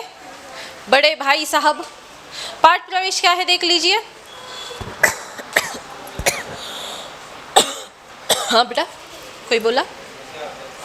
पाठ प्रवेश यानी पाठ में क्या है उसका एक छोटा सा सारांश दे देते हैं, समरी दे देते हैं।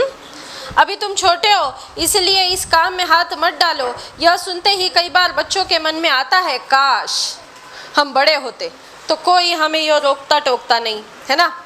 लेकिन इस भुलावे में न रहिएगा, क्योंकि बड़े होने से कुछ भी करने का अधिकार नहीं मिल जाता। घर के बड़ों के को कई बार तो उन कामों में शामिल होने से भी अपने को रोकना पड़ता है जो उसी उम्र में और लड़के बेधड़क करते रहते हैं। जानते हो क्यों? क्योंकि वह लड़के अपने घर के किसी भी बड़े नहीं होते। प्रस्तुत पाठ में भी एक बड़े भाई साहब है जो है तो छोटे ही, लेकिन घर में उनसे एक छोटा भाई और है। उससे उम्र केवल कुछ साल बड़ा होने के कारण उनसे बड़ी बड़ी अपेक्षाएं की जाती है। बड़ा होने के नाते वह खुद भी यही चाहते हैं और कोशिश करते हैं कि जो कुछ भी कर रहे छोटे भाई के लिए एक मिसाल कर सके। बड़ा भाई आदर्श मानता, यानी कि छोटा भाई अपने बड़े भाई को क्या माने? आदर्श माने। तो यही स्थिति बनाए रखने में फिर एक बड़े भाई साहब का बचपना तिरोहित हो जाता है। अब देखिए, मेरे भाई साहब मुझसे 5 साल बड़े हैं। कितने? 5 साल। दोनों में कितना अंतर है बेटा?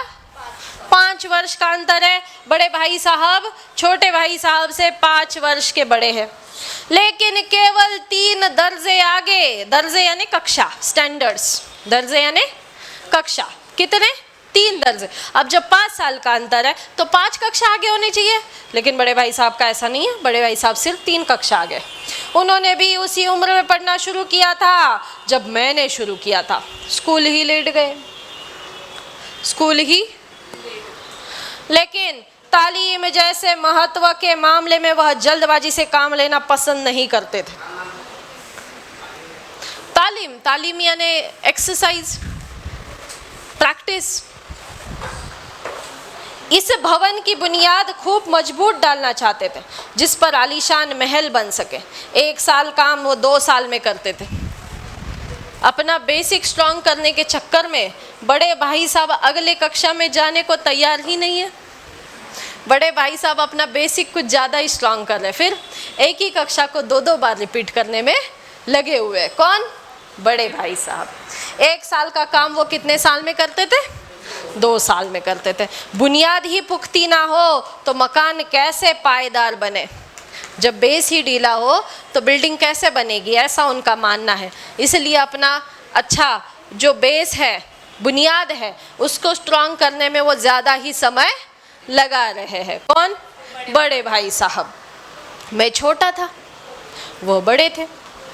मेरी उम्र 9 साल की, तो उनकी कितनी होगी? 14 साल की। वह कितने साल के? 14 साल के, क्योंकि 5 साल बड़े हैं ना। उन्हें मेरी तंबी और निगरानी का पूरा और जन्म सिद्ध अधिकार था। तंबी यानी डांट फुटकार करने का, निगरानी रखने का, नज़र गड़ाए रखने का पूरा अधिकार है। कहाँ जा रहे हो, कहाँ से आ रहे हो, कितना क्या कर रहे हो, कितनी पढ़ाई कर ली, सब कुछ जानने का अधिकार रखते हैं भाई साहब। ठीक है। और मेरी शालीनता इसी में थी कि उनके हुक्म को मैं कानून समझूं। उनके हुक्म को क्या समझूं? कानून। बड़े भाई साहब जो बोले वही रूल, यह मानोगे तो जीवन सही चलेगा, ऐसा है। वह स्वभाव से बड़े अध्ययनशील थे। अध्ययनशील यानी पढ़ाकू स्वभाव के थे, फिर भी आगे नहीं पहुंच रहे हैं। कैसे है? अध्ययनशील है, पढ़ाकू है, पढ़ते हैं, लेकिन आगे पास नहीं हो रहे हैं। हर दम किताब खोले बैठे रहते। बड़े भाई साहब क्या करते हैं?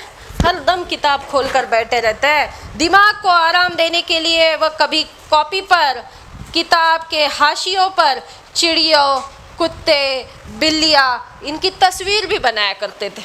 शौक, हॉबी। हाँ क्या?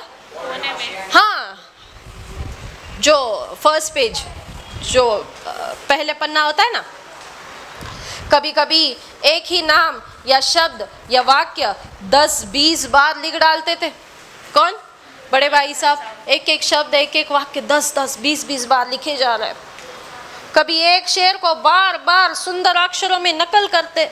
शेर व शायरी होती है ना, वैसे एक ही शेर को कई बार लिख रहे, अक्षर सुंदर बनाने के लिए। शेर क्या बोलते हैं उसको? पंक्तियाँ, लाइन्स, वर्ड्स। वो टाइगर शेर नहीं, शेर और शायरी वैसे। हाँ, वो ऐसे हॉबी के लिए उनको पसंद होगा। कभी ऐसी शब्द रचना करते जिसमें ना कोई अर्थ होता ना कोई सामंजस्य, बट लिख डालते अपने आप को गालिब समझकर, है ना। गालिब एक मशहूर शायर है। गालिब का मतलब नहीं है, गालिब एक मशहूर शायर है जिन्होंने जगविख्यात शेर और शायरियाँ लिखी है। तो जब भी शेर और शायरियों का नाम आता है तो गालिब जी को ज़रूर याद किया जाता है। हाँ बताओ। सामंजस्य यानी समझ। मसलन एक बार उनकी कॉपी पर मैंने यह इबारत देखी, इबारत यानी उनकी स्किल्स, स्पेशल अमीना, भाइयों भाइयों दरअसल भाई भाई, राधेश्याम श्रीयुत राधेश्याम। 1 घंटे तक इसके बाद एक आदमी का चेहरा बना हुआ था। मैंने बहुत चेष्टा की कि इस पहेली का कोई तो अर्थ निकालूं, लेकिन असफल रहा। क्या बनाया है भाई साहब ने, ये जानने की बहुत कोशिश की, लेकिन असफल रहा। और उनसे पूछने का साहस तो था नहीं, भाई साहब बताइए आखिर बनाया क्या है, यह पूछने का साहस था नहीं। वह 9वीं जमात में थे। जमात कक्षा, देखो क्या क्या शब्द है, दर्जा, जमात, कक्षा, स्टैंडर्ड जिसे हम कहते हैं। अब ये 9वीं कक्षा के स्टूडेंट है और छोटा भाई 5वीं में। उनकी रचनाओं को समझना मेरे लिए छोटा मुँह बड़ी बात, यानी कि मेरे लिए वो एक असफल सी चीज़ है, मैं उसके लिए अभी काफ़ी छोटा हूँ। मेरा जी पढ़ने में बिल्कुल ना लगता। किसका? छोटे बच्चे का, यानी जो छोटे भाई है उनका जी पढ़ने में बिल्कुल नहीं लगता था। 1 घंटा भी किताब लेकर बैठना पहाड़, 1 घंटा पढ़ लूँ तो माने जैसे पहाड़ टूट पड़े, बहुत मुश्किल। मौका पाते ही हॉस्टल से निकलकर, अब ये दोनों भाई रहते कहाँ हैं? अपने माता के पिता के पास नहीं, हॉस्टल में रहते, इसलिए ये दोनों ही अपने आप में कौन है, एक दूसरे का सहारा बने हुए हैं। अब इसीलिए इसे जिम्मेदारी का एहसास ज़्यादा हो रहा है, क्योंकि माता पिता के होते हुए इसे अपनी जिम्मेदारी का एहसास इतना हुआ होता क्या? नहीं। लेकिन दोनों भाई कहाँ रहते हैं? हॉस्टल में। अब इसे लगता है कि भाई छोटा है तो मेरा कर्तव्य है मैं उसकी निगरानी करूं, इसलिए वो कुछ ज़्यादा ही अधिकार जमाए बैठा हुआ है। और छोटा भाई अपने आप को संकुचित समझ रहा है, उसके कानूनों को मानना पड़ता है, उसे चाहिए आज़ादी। समझ रहे हो? तो यहाँ पर छोटे भाई का जो है वो पढ़ने में बिल्कुल मन नहीं लगता, उसे लगता है कि चलो खेलो कूदो मौज मस्ती करो। तो जैसा ही मौका लगता है हॉस्टल से निकलकर मैदान में आ जाता और कभी कंकरियाँ उछालता, कंकरी पत्थर, छोटे छोटे पत्थर होते ना, ऐसे उछालने। कभी कागज़ की तितलियाँ उड़ाता और कभी कोई साथी मिल गया तो पूछना ही मत फिर। कभी चार दीवारी पर चढ़कर नीचे कूद रहा हूँ, कभी फाटक पर सवार, फाटक यानी गेट, उसे आगे पीछे चलाते हुए मोटर कार का आनंद, वो गेट पे लटक के ऐसे आगे पीछे चलते हैं ना, बहुत से बच्चे देखा होगा आपने, वही उनके लिए एक बड़ा सा खेल होता है। क्या? वो लोहे के सलिए होते हैं गेट पर लगे हुए, उस पर चढ़ जाते हैं, पकड़ लेते उसको, गेट आगे पीछे झूलता है, बड़ा आनंद लगता है बच्चों को। कभी ऐसा ही खेल खेल लिया। फिर कभी, लेकिन कमरे में आते ही बड़े भाई साहब का वो रुद्र रूप देखकर प्राण सूख जाते थे। मुहावरा है प्राण सूखना, डर लगना, है ना, भयभीत होना। मुहावरा क्या है? प्राण सूखना, आएगा एग्जाम में मुहावरा, प्राण सूखना, डर लगना, है ना। शेर को देखते ही मेरे प्राण सूख गए। ठीक है। उनका पहला सवाल यह था, कहाँ थे? हमेशा यही सवाल, हमेशा यही सवाल इसी ध्वनि में हमेशा पूछा जाता था, कहाँ थे? और इसका जवाब मेरे पास केवल मौन, केवल मौन, कोई उत्तर नहीं। मौन यानी निरुत्तर, शांत, चुप, कुछ भी नहीं बताना, उसे कहते हैं मौन, है ना। मौन यानी चुप बैठ जाना, कुछ नहीं, अपने होठों को खोलना ही नहीं है। ठीक है। इसका जवाब ही नहीं देते थे। फिर न जाने मेरे मुंह से यह बात क्यों ना निकलती कि जरा बाहर खेल रहा था। इतनी हिम्मत नहीं थी ना, बताने को तो उत्तर दे सकते हैं, कुछ नहीं बाहर खेल रहा था, लेकिन हिम्मत नहीं थी। इसलिए आसान सा जवाब क्या था? मौन। आसान सा जवाब क्या? मौन। अपने मुंह को बंद रखो। भाई साहब भी समझ जाते थे। मेरा मौन कह देता कि मुझे अपना अपराध स्वीकार है। मेरा मौन रहना, मौन यानी चुप रहना, इस बात की स्वीकार्यता थी कि हाँ मैं अपराधी हूँ, मैं गुनाह कर चुका हूँ, मैं खेल चुका हूँ बाहर, मैं अभी उधड़ कर वहाँ पे बहुत सारी मैंने अभी जो खेल कूद मचा कर आ रहा हूँ वो मैं ही हूँ। इसको मानने वाला अपराधी की भावना जागृत हो जाती थी अपने आप मन में। जैसे ही सवाल आता था, कहाँ थे, है ना, कहाँ थे सवाल आता ही, मौन। तो फिर मेरा मौन कह देता कि मुझे अपना अपराध स्वीकार है, और भाई साहब के लिए उसके सिवा और कोई इलाज न था कि स्नेह और रोज से मिले हुए शब्दों को मेरा सत्कार करे। कुछ प्यार भरे और कुछ गुस्सैल शब्दों से वो मेरा स्वागत करते थे। इस तरह अंग्रेजी पढ़ोगे तो जिंदगी भर पढ़ते रहोगे। इस तरह अंग्रेजी पढ़ोगे तो जिंदगी भर पढ़ते रहोगे और एक हर्फ ना आएगा, हर्फ लफ्ज शब्द। बड़े भाई साहब का कहना है अरे इस तरह पढ़ोगे तो जिंदगी भर कुछ नहीं आएगा, एक वर्ड भी नहीं, एक हर्फ भी नहीं, एक लफ्ज भी नहीं सीखोगे। अंग्रेजी पढ़ना कोई हंसी खेल नहीं है। क्या कह रहे हैं? अंग्रेजी पढ़ना कोई हंसी खेल नहीं है कि जो चाहे पढ़ ले। नहीं, ऐरा गैरा नत्तू कहरा सभी अंग्रेजी की विद्वान हो जाते हैं, ऐसा नहीं है कि मन किया पढ़ लिया और अंग्रेजी आ गया, है ना। अंग्रेजी पढ़ना इतनी आसान बात नहीं है। यहाँ रात दिन आंखें फोड़नी होती है। वो बता रहा है कि अंग्रेजी कितनी मुश्किल है। मानो अंग्रेजी ना हो, यूपीएससी का एग्जाम हो, आंखें फोड़नी होती है रात ब दिन, खून जलाना पड़ता है, तब कहीं यह विद्या आती है। अंग्रेजी को बोलो, क्या बोलो, विद्या। अब आप भी रिलेट कर सकते हो, 1880 का ज़माना है, उसके आगे उस सदी की बात चल रही है। अंग्रेजी का महत्व कुछ अलग ही होगा, है ना। हाँ 1880, हाँ देखो ना, प्रेमचंद जी ने उस ज़माने में लिखा हुआ ये पार्ट है 80 के बाद का, यानी आप मान लो कि ये एक 19th सेंचुरी की बात है, ठीक है, 19th या 20th सेंचुरी की बात है। फिर भी उस ज़माने में अंग्रेज़ी शब्द इतने विकसित नहीं थे, नहीं अंग्रेज़ी भाषा इतनी जानी पहचानी थी कि लोग इतनी आसानी से सीखें। इसलिए उनके लिए ये बहुत एक मुश्किल टास्क है अंग्रेज़ी सीखना। इसलिए वो क्या कह रहे हैं, यह एक विद्या है जो हासिल करने में काफ़ी मुश्किल है, काफ़ी कठिनाइयों का सामना करना पड़ेगा। बोलना तो दूर रहा, और मैं कहता हूँ तुम कितने घोंगा हो कि मुझे देखकर भी सबक नहीं लेते। घोंगा कैसे हो तुम? मतलब तुम कुछ सीखते ही नहीं। अरे मुझे तो देखो, मैं इतना प्रयास करता हूँ फिर भी मुझे अंग्रेजी नहीं आती। तुम ये तो बुद्धि लगाओ कि जब भैया इतना पढ़कर नहीं सीख पा रहे तो वो तुम कैसे सीख लोगे? घोंगा, बुद्धू। हाँ, मैं कितनी मेहनत करता हूँ, यह तुम अपनी आंखों से देखते ही हो। ये वो अपने छोटे भाई को बता रहे, कॉन्वर्सेशन है, दोनों का संवाद है। अगर नहीं देखते तो यह तुम्हारी आंखों का कसूर है। अगर तुम्हारी, वो कहते हैं कि बच्चे, मेरे छोटे भाई, अगर मेरी मेहनत नहीं दिख रही है, ये तुम्हारी आंखों का कसूर है, क्योंकि मैं तो बहुत मेहनत करता हूँ, दिन रात आंखें गड़ाए अंग्रेजी पढ़ने में लगा हूँ, फिर भी तुम समझ सकते हो कि मेरे गुण नहीं आते, मेरे मार्क्स नहीं आते। अब इसके आगे बोलना तो दूर रहा, मैं कहता हूँ कि तुम कितने घोंगा हो कि मुझे देखकर भी सबक नहीं लेते। मैं कितनी मेहनत करता हूँ, यह तुम अपनी आँखों से देखते हो। अगर नहीं देखते तो यह तुम्हारी आँखों का कसूर है, तुम्हारी बुद्धि का कसूर है। इतने मेले तमाशे होते हैं, मुझे तुमने कभी जाते हुए देखा है? बड़ा भाई कह रहा है, मुझे एक बात बता, जैसे बताते ना अगर मैं समझा कर, इतने मेले हुए, इतने तमाशे हुए, मैं कभी गया? छोटा भाई क्या बोलेगा? नहीं।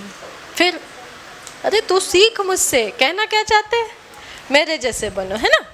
कहने का मतलब कि थोड़ा सा आज्ञाकारी बनना है, उनके रूल्स को फॉलो करना है, यही कहना चाहते हैं। रोज़ ही क्रिकेट और हॉकी के मैच होते हैं, मैं पास नहीं फटकता, हमेशा पढ़ता रहता हूँ। उस पर भी एक एक दर्जे में 2-2, 3-3 साल पढ़ा रहता हूँ। इतना करने के बावजूद भी कितना? एक कक्षा में 2 साल 3 साल पढ़े रहते हैं। तो उनका मानना है मैं तो इतना पढ़कर भी 2-2 साल एक कक्षा में पढ़ता हूँ और तुम तो पढ़ते ही नहीं, पता नहीं तुम कितने साल पढ़े रहो, ऐसा उन्हें लगता है, इसलिए डांट रहे हैं छोटे भाई को। फिर भी तुम कैसे आशा करते हो कि तुम यो खेल कूद में वक्त गवाकर पास हो जाओगे? मुझे तो 2 ही 3 साल लगते हैं, तुम तो उम्र भर इसी दर्जे में पड़े रह सकते हो। अगर तुम्हें इस तरह उम्र गंवानी है तो बेहतर है घर चले जाओ, बेहतर है घर चले जाओ और मज़े से गुल्ली डंडा खेलो। दादा की गाड़ी कमाई के रुपयों को यूँ बर्बाद क्यों कर रहे हो? हॉस्टल का खर्चा उठाओ, खाना पीना फीस है ना, नहीं जम रहा है तो घर चले जाओ, दादाजी के पैसे क्यों बर्बाद कर रहे हो? मैं यह लताड़ सुनकर आंसू बहाने लगता। लताड़ बुरी बात है ना, अपमानजनक शब्द सुनकर अब बुरा लग रहा है, आंसू बहने लगे आंखों से। जवाब ही क्या था? इन सारे शब्दों का कोई जवाब है उसके पास? कोई जवाब नहीं है। अपराध तो मैंने किया, लताड़ कौन सहे? अपराध करने में अच्छा लगता है, बातें सुनने में अच्छा किसे लगता है? किसे भी नहीं। भाई साहब उपदेश की कला में निपुण थे। भाई साहब दूसरों को भाषण देने में एकदम निपुण, निपुण यानी गुण संपन्न एकदम, है ना। किसी को अगर कुछ महान उपदेश देना हो तो भाई साहब एकदम निपुण, स्किलफुली बता सकते कि क्या करना है क्या नहीं करना है, निपुण गुण संपन्न। अब ऐसी यहाँ से लगती बातें कहते, ऐसे ऐसे सुक्तिबान यानी जहरीले, मानो जैसे ठेस लगती हो ना, जहरीले बाण। अब बाण यानी असलियत में धनुष में बाण नहीं छोड़े जा रहे, शब्द ऐसे कि दिल को माने घायल कर दे, है ना, बिल्कुल दिल को छू जाए, बिल्कुल बुरा लगे इंसान को, ऐसे शब्द बोले जाते। ऐसे ऐसे सुक्तिबान चलाते कि मेरे जिगर के टुकड़े टुकड़े हो जाते और हिम्मत टूट जाती। इस तरह जान तोड़कर मेहनत करने की शक्ति मैं अपने में न पाता था और इस निराशा में मैं जरा देर के लिए सोचने लगता, क्यों ना घर चला जाऊं। अब इतनी बातें सुनने के बाद इसके मन में विचार आता है छोटे भाई के, क्यों ना घर चले जाए। बड़े भाई साहब की बातें काफ़ी सुन ली, अब सहन नहीं जा रहा, चलो घर चलते। फिर जो काम मेरे बूते के बाहर है, बूते यानी आपा, यानी आपकी काबिलियत की, आपकी कैपेसिटी, आपकी क्षमता, बूता यानी क्षमता, कैपेसिटी। जो काम मेरे बूते के बाहर है उसमें हाथ डालकर क्यों अपनी ज़िंदगी खराब करूं? मुझे अपना मूर्ख रहना मंजूर था, भले ही मैं ना पढ़ूं, भले ही मैं ज़िंदगी भर मूर्ख रहूं, चलेगा। बड़े भाई साहब के ताने नहीं सुनने हैं, ऐसा उनका मानना है। लेकिन उतनी मेहनत से तो मुझे चक्कर आ जाता था, लेकिन घंटे 2 घंटे बाद निराशा के बादल फट जाते और मैं इरादा करता कि आगे से खूब जी लगा कर पढ़ूंगा। अब घंटे 2 घंटे ऐसे व्यतीत हो जाते, बहुत बुरा लगता है ना। फिर 2 घंटे बाद ऐसा लगता कि नहीं चलो छोड़ो ये सब, अब कल से बहुत पढ़ूंगा, बहुत मेहनत करूंगा कल से। फिर झटपट एक टाइम टेबल बना लिया, जैसे हम लोग भी करते हैं ना, टाइम टेबल बनाते हैं, सुबह 4 बजे उठूंगा, फिर ये पढ़ूंगा वो पढ़ूंगा। फिर 4 बजे जैसे ही अलार्म बजता है उसको बंद करके 5 करते हैं, फिर 5 का बंद करके 6 करते हैं, फिर करते छोड़ो यार आज के दिन सो जाता हूँ, कल से पढ़ूंगा। और टाइम टेबल वही के वही पड़ा रहता है साल भर। इसी तरह से यहाँ पे भी कुछ हालत है। टाइम टेबल बना लिया झटपट, बिना पहले से नक्शा बनाए कोई स्कीम तैयार किए काम कैसे शुरू करूँ। टाइम टेबल में खेल कूद की मद बिल्कुल उड़ जाती। प्रातःकाल 6 बजे उठना, मुँह हाथ धो, नाश्ता कर, पढ़ने बैठ जाना। 6 से 8 तक अंग्रेज़ी पढ़ना है, 8 से 9 तक हिसाब, 9 से 9:30 तक इतिहास, फिर भोजन, फिर स्कूल।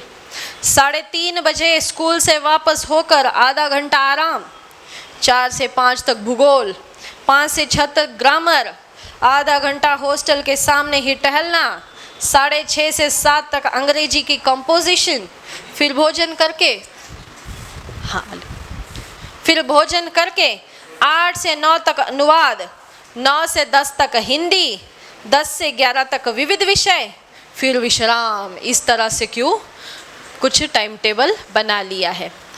आले भूगोल, ज्योग्राफी।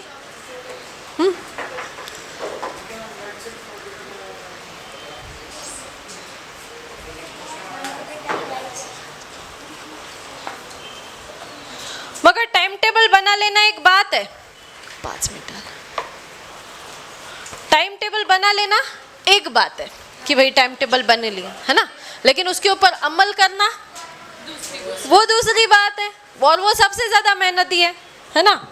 अमल करना दूसरी बात। 5 मिनट पहले ही दिन उसकी अवहेलना शुरू हो जाती। किसकी अवहेलना? टाइम टेबल की अवहेलना, डिसरिस्पेक्ट। किसकी हो रही है डिसरिस्पेक्ट? टाइम टेबल की। उसके मुताबिक कुछ भी नहीं हो रहा है।